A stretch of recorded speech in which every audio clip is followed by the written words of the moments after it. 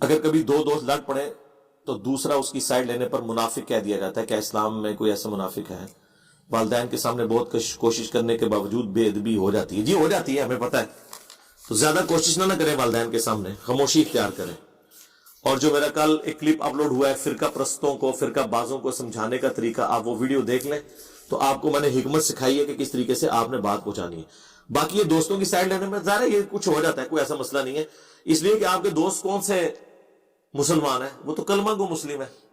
کلمہ گو مسلم کو کیا پتا، یہاں تو کسی کے سامنے سچ بول دیں وہ ناراض ہو جاتا ہے. آپ کو سچی بات کرنے کے لیے 10 دفعہ کہنا پڑتا ہے معذرت کے ساتھ. ایک مسلمان کا یہ ایٹیچیوڈ ہونا چاہیے کہ اسے قرآن و سنت سے حوالہ دیتے ہوئے آپ کو معذرت کرنی پڑے تو اس کا مطلب ہے کہ وہ مسلمان نہیں ہے. ہندو کو آیت پیش کرتے ہوئے ہمیں نہیں کہنا پڑتا معذرت کے ساتھ. ہم کہتے ہیں ہمارے قرآن میں یہ لکھا ہوا ہے، کہتے ہیں نا. کسی آپ مسلمان کو کہہ سکتے ہیں میرے قرآن میں یہ لکھا ہوا ہے، کہ نبی تم فرما دو کہ میں انسان ہونے میں تمہاری طرح ہی ہوں، مرتبے میں نہیں، اسپیشی میں. وہ کہے گا ادھر آنا. ڈاکٹر طیل قادری صاحب کی ایک ویڈیو ہے جس میں وہ اتنے جذباتی ہوئے ہیں، باقیوں کو تو چھوڑ دیں، اتنا پڑھا لکھا بندہ. وہ کہتے ہیں نبی کو مردہ کہنے والوں مر جاؤ تم. اگر وہ اس سے مراد یہ لے رہے ہیں کہ نبی علیہ السلام آخرت کی زندگی میں زندہ نہیں ہے، کسی کا یہ عقیدہ ہے، تو یہ تو کسی کا بھی نہیں ہے. پھر وہ کس کو سنا رہے ہیں؟ دنیا کا ہر مسلمان کہتا ہے کہ نبی علیہ السلام اپنی قبر میں آخرت کی زندگی کے ساتھ زندہ ہے، جس میں نہ سانس ہے، نہ کھانا پینا ہے، نہ ٹوائلٹ ہے. اور وہ آخرت کی جنت کی زندگی ہے جو اس دنیا کی زندگی سے مختلف ہے. اور آج بھی اگر قبر رسول آپ کھودیں گے تو نبی علیہ السلام آپ کو وہاں نماز پڑھتے ہوئے نظر نہیں آئیں گے. یہ جو مسلم شریف کی حدیث ہے نا کہ حضرت موسیٰ علیہ السلام کو نماز پڑھتے ہوئے دیکھا، وہ سارا معاملہ برزخی ہے. وہ تو موسیٰ علیہ السلام کو بیت المقدس میں بھی دیکھا تھا، فزیکلی نہیں آئے ہوئے تھے. وہ ایک اور دنیا ہے، وہ وکھرا جہاں ہے، وہ ہے اصل وکھرا جہاں، برزخ، ان سین بیریئر. جیسے فرشتے ہمارے یہاں موجود ہیں، ہم دیکھ نہیں سکتے ان کو، اور فرشتوں کو یہاں ہونے کے لیے فزیکل جگہ کی بھی ضرورت نہیں ہے. مومن کی قبر جو ہے وہ 70 ہاتھ دائیں بائیں آگے پیچھے کھل جاتی ہے نا، مسلم کی حدیث ہے. ذرا یہ سارے دربار کھودے نا، مجھے دکھائیں 70 ہاتھ کھلی ہوئی ہیں. نہیں ہوں گی. وہ کہیں گے نہیں اے روحانی طور پہ کھلی ہوندی ہیں، آئے ہو نا دار تلے ہون. ہاں ایک قبر منو کر دے 70 گز دائیں بائیں اگے پیچھے. ایک 70 گزی قبر تو دکھا دو گے، وہ قبر ہی خود لمبی ہے، لیکن یہ 70 ہاتھ ساری طرف کھلی ہوئی ہے. ایک قبر دس دو. اللہ کے بندو آج بھی نہیں کھودی جا سکتی، وہ دھڑام سے گر پڑے گی جب تک آپ لنٹر نہ ڈالیں. اتنا لمبا اگر آپ کھودیں گے کسی چیز کو، یا تو ہے کہ نیچے جا کے 1 کلومیٹر جا کے اندر کوئی تہخانہ بنائے، اتنی ڈیپتھ میں آپ بنائیں گے تو زمین اپنے وزن سے ہی گر پڑے گی. بلکہ یہاں تو ہمارے تو چھوٹی موٹی قبروں میں لحد بنائی جائے اگر، وہ لحد ہی گر پڑتی ہے. وہ جو کعبے کی طرف تھوڑا سائڈ پہ کر کے نکالا جاتا ہے ایک صندوقچہ سا، اسے لحد کہتے ہیں. پھر لاش کو آگے کر کے تو یوں ٹلٹ کر کے، سنت بھی یہی ہے دفنانے کا طریقہ. یہ جو باکس والی قبریں ہیں یہ سنت نہیں ہے، جائز ہے، لیکن ہماری زمینوں میں چونکہ وہ باکس والی قبر ہی کھودنا آسان ہے، وہ لحد مشکل ہے. لحد گر پڑتی ہے تو 70 ہاتھ کون کھولے گا؟ کہتا نہیں یہ آخرت کی زندگی ہے. تو خدا کے لیے یہ چیزیں بھی جو آپ ہمیں لکھ کے بھیج رہے ہوتے ہیں یہ بھی آخرت کے ساتھ ریلیٹڈ ہے. آپ ان کو اپنے ان دنیاوی معاملات میں نہ دیکھ رہے ہو. تو نبی علیہ السلام آخرت کی زندگی کے ساتھ ہے. تو وہ ڈاکٹر طیل قادری صاحب کہتے ہیں مر جاؤ مردہ کہنے والوں. کہتے ہیں کیوں؟ وہ کہتے ہیں قرآن میں لکھا ہے کہ جو شہید ہے اسے مردہ مت کہو، وہ تو اللہ کے حضور زندہ ہے. سرکار اس طرح کا مردہ کون سا مسلمان نبی علیہ السلام کو کہتا ہے؟ اچھا اگر شہید زندہ ہے تو اس کی بیوہ نکاح کیوں کرتی ہے؟ حضرت جعفر طیار شہید ہوئے موتا کے اندر، ان کی بیوی اسما بنت امیس کے ساتھ حضرت ابو بکر صدیق نے شادی کر لی.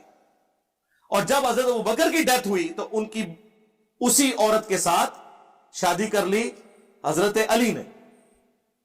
اسی لیے عبداللہ ابن جعفر اور محمد بن ابی بکر یہ حضرت علی کے حقیقی بیٹے نہیں ہیں، لیکن حقیقی بیٹوں کی طرح ان کی پرورش کی ہے مولا علی نے. اور سیدہ زینب کا تو رشتہ بھی عبداللہ بن جعفر کو دے دیا. شہید زندہ تو بیوہ نکاح کیوں کرتی ہے؟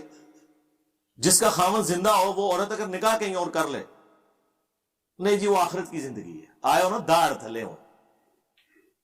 تو قادری صاحب سے کوئی پوچھے جو آپ یہ کہہ رہے ہیں نبی کو مردہ کہنے والوں مر جاؤ، یہ کس کو آپ کہہ رہے ہیں؟ اس طرح کا مردہ تو کوئی بھی نہیں مانتا. اور اگر آپ مطلقاً انکار کر رہے ہیں موت کا تو یہ تو قرآن کہہ رہا ہے انکا میتن وانہم میتون. اے نبی تمہیں بھی مرنا ہے، تمہارے مخالفین کو بھی مرنا ہے. وما محمد الا رسول قد خلت من قبلہ الرسل افئن مات او قتل. محمد تو نہیں مگر ایک رسول، اگر یہ مر جائیں یا قتل ہو جائیں. اور پاکستان میں ترجمہ ہوا ہوتا ہے اگر یہ وصال فرما جائیں یا شہید ہو جائیں. حالانکہ وصال اور شہید بھی دونوں عربی کے لفظ ہیں، قرآن نے نہیں استعمال کیے تاکہ آپ کا عقیدہ نہ کہیں خراب ہو جائے. جی وصال ہے، جی وصل ہوا ہے، پردہ فرمایا. اور اس سے بڑھ کر حضرت ابوبکر کا خطبہ 4 جگہ بخاری میں، کتنے گستاخانہ الفاظ ہیں ان کی ڈاکٹرن میں. الا من کان یعبد محمدا فان محمدا قد مات. کان کھول کر سن لو، اللہ یہ ہوتا ہے بی اٹینٹو. جو کوئی محمد کی عبادت کرتا تھا جان لے کہ محمد مر چکے. اب ڈاکٹر طارق قادری صاحب تو کہہ رہے ہیں محمد کوئی کہنا مر چکے تم مر جاؤ، یہ تو حضرت ابوبکر کو کہہ رہا ہے ڈاکٹر طارق قادری صاحب.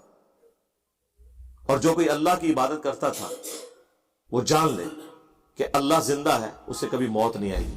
اور پھر اس بات کی دلیل میں یہی آیات پڑھی سورہ الزمر آیت نمبر 30 انک میت وانہم میتون. اور سورہ آل عمران آیت نمبر 144 وما محمد الا رسول قد خلت من قبلہ الرسل افئن مات او قتل. بخاری میں تو اتنا ہی ہے، حاکم میں تو سورۃ الانبیاء کی بھی وہ آیت پڑھی جو انبیاء کرام کی متعلق موت سے متعلق تھی،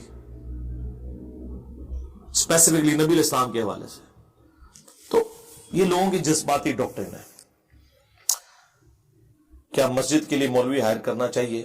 5 وقت جماعت. دیکھیں نماز کی پیمنٹ تو نہیں ہوگی، ہاں مسجد کی دیکھ بھال کے لیے ہائر کریں، بچوں کو قرآن پڑھائے، مسجد کی دیکھ بھال کرے اور ساتھ نماز بھی پڑھا دے تو ٹھیک ہے. ظاہر اب آلٹرنیٹو میں تو کبھی اس کے خلاف نہیں ہوں، میں یہ کہتا ہوں کہ نماز پڑھانے کی تنخواہ نہ لے، لیکن جو مطلقاً دین کے لیے وقف ہوا ہوا ہے اس کا خرچہ پھر بیت المال سے ہی جانا چاہیے. ایون جو حضرت عمر نے فوجی بھرتی کیے تھے، پہلے تو ہر بندہ ہی جہاد کرتا تھا، جب کوفے میں فوجی چھاونی بنائی حضرت عمر نے اس کے بعد فوج کی تنخواہ لگی ہوئی تھی باقاعدہ. اب ان کو اب یہ کہیں گے پیسے لے کے جو ہے وہ جہاد کر رہے نہیں. ظاہر ہے کہ انہوں نے اپنی زندگی وقف کر دی ہے دین کے لیے، تو جو مکمل طور پہ وقف ہوئے ہیں ان کو تو آپ خرچہ اٹھائیں. وہ نماز پڑھانے کا معاوضہ نہیں ہے بلکہ دین کے لیے وقف ہونے کا ہے. یہ 2 ڈیفرنٹ چیزیں. وہ پھر اپنی ٹوٹل لائف وقف کریں گے. اور اگر پیرلل میں انہوں نے کوئی دکان کھولی ہے، کاروبار کر رہے ہیں، پھر ایک پیسہ بھی ان کو نہ دے، ٹھیک ہے. وہ نماز کوئی بھی پڑھا سکتا ہے. آفیسز کے اندر، کالجز میں، یونیورسٹیز میں کوئی امام مسجد تو نہیں، برکت کے لیے رکھے ہوتے ہیں، لڑکے خود ہی پڑھاتے ہیں ہاسٹل میں نمازیں، تو ایسا مسئلہ تو کوئی نہیں ہوتا. واضح حدیث ہے سنن نسائی میں، امام حاکم نے اس کو مسلم کی شرط پہ صحیح کہا، امام ذہبی نے موافقت کی کہ کسی ایسے شخص کو اپنا مؤذن نہ رکھو جو اذان دینے کی اجرت لے. یعنی اذان کی بھی اجرت نہیں لے سکتے، نماز تو چیز ہی بہت بڑی.